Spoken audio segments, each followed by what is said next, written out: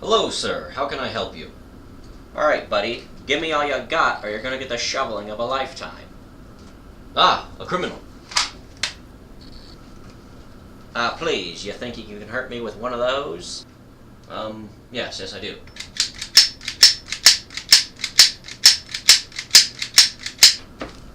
Yep. Turns out you can. You definitely can. Hello, world. Sorry for that little bit of silliness at the beginning. I'm trying to be more entertaining. But I do have a new gun to show you, so come on up close where you can see it real well, and I'll show it to you. Alrighty then. This is a German sporting goods 1911 that is chambered in 22 long rifle, if I can get that to show to the camera. These are dummies. I was using them for the little bit when I pulled back the slide in that cartoon. The slide is so weak you can clear the chamber just by sticking your finger up and pulling back the slide. But I wanted to show you this gun and talk about its place and stuff. For right now, let's just take a look at the gun. Like all 1911s, it's got a good slide release, it's got the hammer, it's meant to be carried cocked and locked with the safety.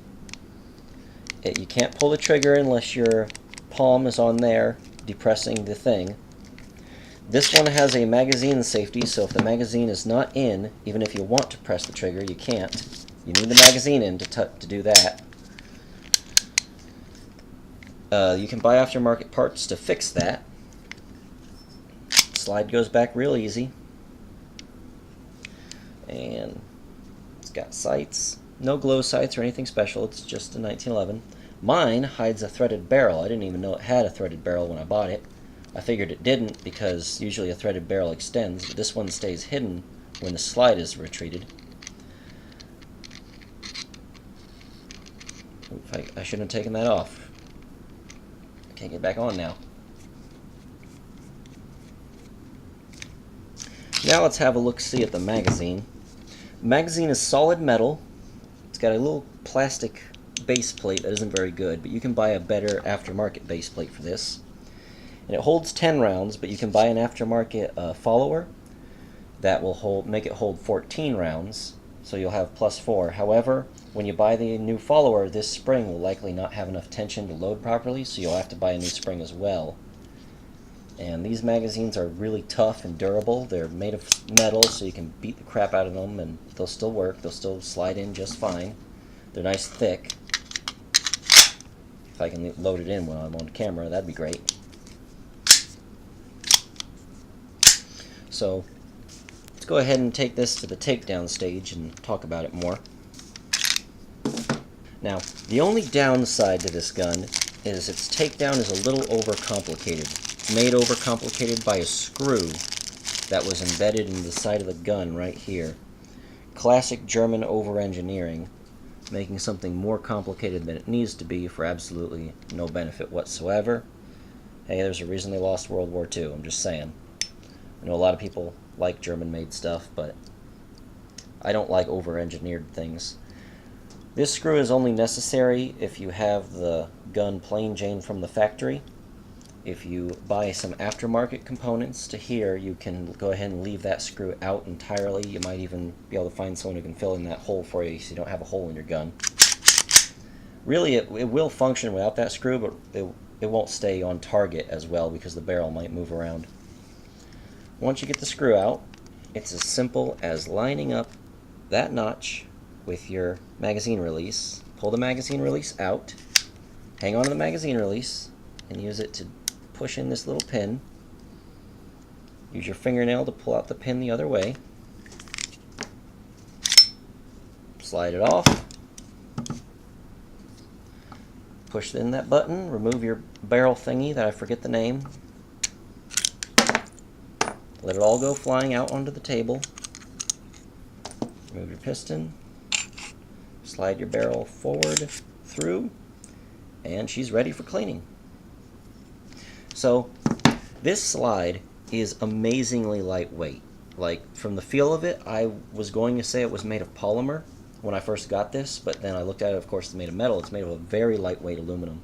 It's so lightweight that the paint they use to coat this is actually interfering a little bit with its sliding mechanism. I've rubbed it down by just using it and breaking it in, and this gun has a very hard break-in, but all that can be fixed by just rubbing it down and working it and working it and working it. The more beat up this gun gets, the better it works and the better it looks, frankly. We do have a little bit of metal fatigue right here from when the action slides back and it goes past what it needs to lock in. It's rubbing on this, but it's impacting this thing perfectly fine when it needs to stay locked back. So, no trouble there. I do have a few scratches on it. It's not going to look perfect, and the more scratches it gets, honestly, I think the nicer it looks. The shell is ejecting. Have produced a few scratches here and there, but it looks fine, and really it works great. So let's show reassembly real fast. First things first, put it back together. Put the barrel back in. On a normal 1911, the ejection rod's in here. On this one, it's on the barrel, so be very careful not to bend your ejection rod. Slam that back in there. Put back in your rod. Put your spring back on your rod. Put your cap thingy back on the spring. Put your button in. Now stick this back on there and give it a good twist. It's back on. Put that back on the gun. Pull it back to its point. Put in your slide release and give it a good push with your thumb. You're almost done. Now you gotta put back in your...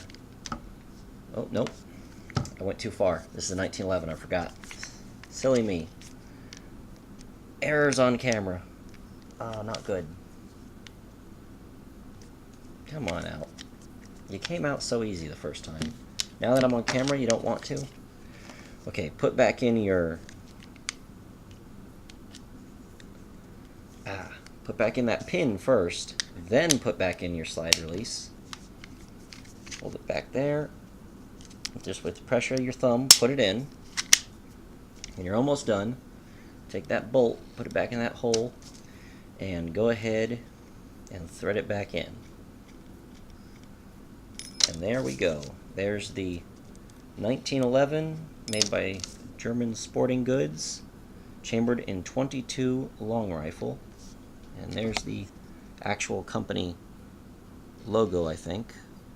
American Tactical, read before use, made in Germany. Let me go ahead and give its other logos too. There it is. There's what I was looking for. German Sporting Guns. Now let's take you away from close-up so I can talk about this gun a little more. Now I know what a lot of you are thinking. What purpose could a 1911 pistol perform if it's chambered in .22 long rifle besides going to the range and practicing drawing from your holster and stuff with a 1911? Well, the answer to that is just concealed carry. I know what you're thinking. There's no point in carrying .22 long rifle, but hear me out. This is not going to stop all attackers. This is going to stop some of the attackers. You know, just screaming, having a rape whistle, all those things, those stop small percentages of attackers. Or maybe even large percentages, depending on what statistics you're reading or where you live or whatever. But when you whip out one of these, they don't think .22 long rifle, they think real gun, real bullet, gonna hurt. They think pain. And if you do have to shoot them and they see blood, they're gonna run. Yes, you're going to have maybe the 1 out of 100 people who are going to continue the attack no matter what, and you really want to put them down with deadly force. But remember, carrying around a .22 long rifle pistol, that's only a step. That's only a stepping stone to carrying a real gun. If the person you care about cannot fire a normal 1911 or any gun, they cannot carry that because it makes them afraid, it makes them skittish, they're not trained well. Don't have them carry it. Have them carry this instead. Get them that stepping stone, give them confidence, give them training, and move them up at their own pace.